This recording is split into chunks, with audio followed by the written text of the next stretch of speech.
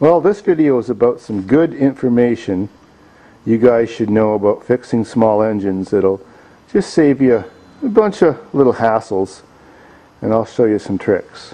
First off, getting off your lawnmower blade. Sometimes the nut is really tight. Well, most of the bolts have a 9/16 head, but that's not important. The first trick is, if it doesn't want to come off easy before you strip the corners off, is beat it hard lots of times with a hammer.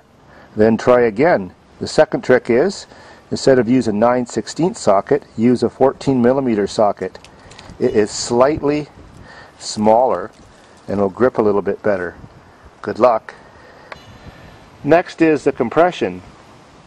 Well, all you do is screw one of these testers into the spark plug hole and check the compression. You check the compression with the throttle at full speed for all engines, and you pull it as fast as you can, and you see what it is. The compression should be between 75 and 80 pounds minimum pressure per square inch. If it's any lower than that, give up trying to start your machine because it won't start.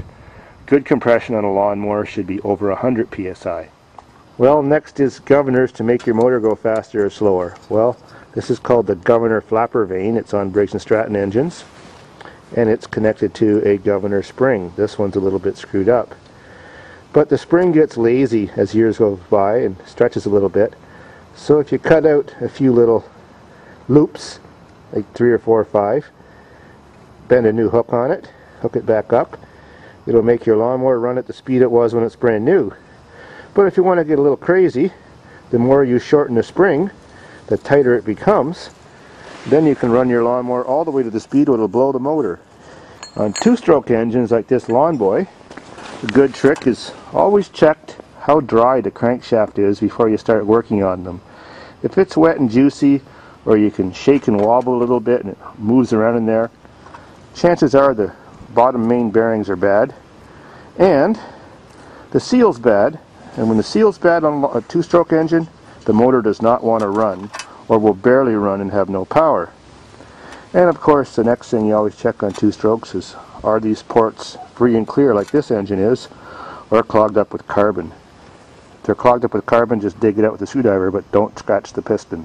Now, most people that regularly work on small engines have had the syndrome of ripped finger syndrome. You go to start a 4-stroke Tecumseh especially, more so than Briggs's, and someone's broke the flywheel key a little bit. That's from hitting something with your blade that you weren't supposed to hit. When you remove the starter cup, you look down that slot and you can see the key. Well, even if that key is only a little bit broken, but usually not, it's usually moved right over and the slots don't line up, that'll cause the thing to spark at the wrong timing. It'll throw off where the magneto is synchronized to top dead center on the piston for when it's supposed to fire the spark, and it'll fire it too soon, and that kicks the piston down backwards, and of course when that happens it rips the pull cord right out of your fingers and it hurts like hell. The best way to get the flywheels off, because they're on pretty tight, is take your handy dandy pry bar, stick it someplace underneath, pry upwards, put your foot on the whole lawnmower base to hold everything down. And then my favorite tool is one of these handy dandy air impact tools. It's just like a chisel. When you're prying up hard, stick the little point in the little hole, squeeze the trigger, and brrr, in like 1 second the flywheel just jumps off. Simple as that. If you don't have one of those $22 tools, you screw the nut back on just so it's sticking above the threads just a little bit, and while you're prying hard, give it a good whack with a big hammer. The reason the nut's on there so it protects the threads. To get the flywheel off Briggs & Stratton motors is more difficult for some people, but it really isn't. They just don't have an ordinary nut like these engines do. They have this ratchet thing. Well, this ratchet thing screws on. This one's already loose. But there's 2 ways to get them off, and they're both very simple. First is, if you have one of these homemade or purchased handy dandy removal tools. I have some wheel nuts welded on here, and that gives me 2 gaps, and the gaps fit over those bumps. So when I set this thing on here, it grips those bumps, and then I just stick my air impact tool in there and spins it right off in like a wink of an eye. Well, if you don't happen to have one of those wonderful tools, it's still really simple. Get an open-end wrench, hook it on the bump like that, and hit the other end of your wrench with a hammer. These things are always right-hand thread, so they just spin off counterclockwise. You can even use a piece of pipe. Just put a piece of pipe or a steel bar on one of those bumps and beat the end with a hammer. It spins these things right off. Now the trick is when you put them back on, always lubricate that little shaft. It may need sanded if it looks kind of scorched and burnt, and it may need oiled, and don't use motor oil. The best kind of oil to use to lubricate those shafts is automatic transmission oil or very light sewing machine oil or something like that. If your Briggs & Stratton is running fine, but then all of a sudden while it's running for just a short period of time it makes a big screeching sound and then stops dead and looks like it's going to pull the pull cord right back inside the motor, that means that the shaft hasn't been sanded and oiled. And then it gets a lot of friction and gets hot in there, and it seizes up for a second just after it's done screeching, and you end up with this problem. To fix that problem, you don't even have to remove the ratchet. You just remove the top cap by prying on it with a little screwdriver, and you'll see the bearings in there. You just pull this thing off, maybe stick some sandpaper down there, sand it out a little, sand the shaft like I just said. And there's actually a felt pad in the hole in the end that absorbs the oil we were just talking about. It doesn't matter if any oil gets in here, that's not important. What is important is this whole area is very clean and dry, but no grease ever on here. Those ball bearings are your ratchets that catch on those bumps. If you do have to end up replacing the flywheel key that's in there, like you can see over there, never use a steel key. Use an aluminum one like the ones that came out. If you use a steel key, yeah, technically it works fine, but if you hit something again, it will damage the slot in your steel crankshaft, and that's not good. And secondly, it will very often split your flywheel right in half, and that's bad. It's very important to put these things back on tight and pound them on with the hammer, or use your handy dandy tool. If they're not on very tight, as soon as you go to start your lawnmower up and use it just a little bit, or just even while you're pulling it and starting it, the key breaks all by itself from the kick from the motor and the piston. And something that a lot of people just don't know is that lawnmowers have an aluminum flywheel and universal purpose small engines have a cast iron flywheel. Well, the reason why lawnmowers have an aluminum flywheel is the blade is actually the real flywheel. It's the thing that gives it enough momentum to keep turning around.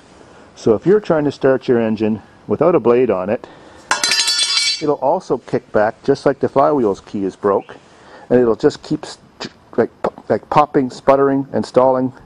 It's very difficult to get them to run properly. They almost for sure won't idle, and you're definitely going to hurt your fingers a lot of times. So always make sure your blade is on tight before you try to start your lawnmower engine.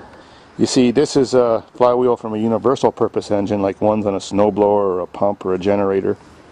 And they're cast iron, so they have enough momentum and mass to them because they're running without a blade that they work just fine with this flywheel.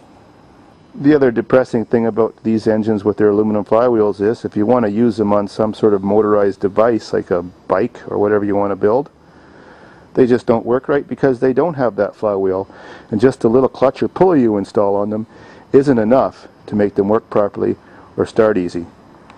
Now some more info about these magnetos. They come in two types. Electronic ignition, like this one. You can identify them as they have this little plastic bump that sticks off to one side. The older models just have the round part where the coil is. If you want to test if this is good or bad, there's a kill wire on it. There's a little connector, a spade connector. You just unplug the wire going to it and hook a spark plug on the end of your spark plug wire, ground the other end of your spark plug, and pull it fast, and it makes spark. If that kill wire is disconnected, it turns this thing on. So sometimes the system isn't working because the braking system kill is shorted out, or the kill wire is rubbed a hole through or someplace else, and the off and on system is defective. So that's your one way you'll always know if this is good or not. You can't interchange these, except you can put the newer ones on the old engines. So if you have a spare electronic ignition coil, and you have an older engine that you don't want to fix the points of condenser on, Just snip the wires going to it. Forget it even exists underneath the flywheel. These things just fit right on perfectly. And that's it. Just hook the kill wire to it, and you converted your pre-1982 engine to the newer style. It's very dependable. Another good piece of info is knowing what a shorted spark plug is. This particular spark plug would not let the machine start up. I just changed it. The shorted spark plug is black and juicy on the middle of the electrode. Almost always they won't work. When you pull them out of the engine and check for spark, yes, there will be spark. When you put them back in the engine and it has compression when you're trying to start it, the spark would rather jump down the gooey electrode than jump the gap, and you have no spark, and that's why they don't work.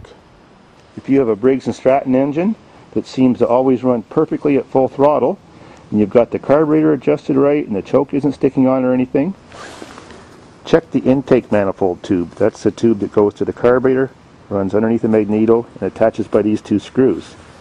If it wobbles the slightest bit, that means these screws are loose and the little gasket that's under here is damaged.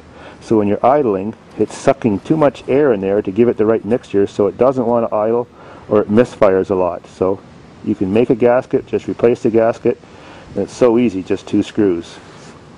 So there was your good tips for the day. You may have not even learned all of those in your whole life fixing mowers and small engines, but now you know them, so things aren't going to be so tough anymore. Things will be just fine.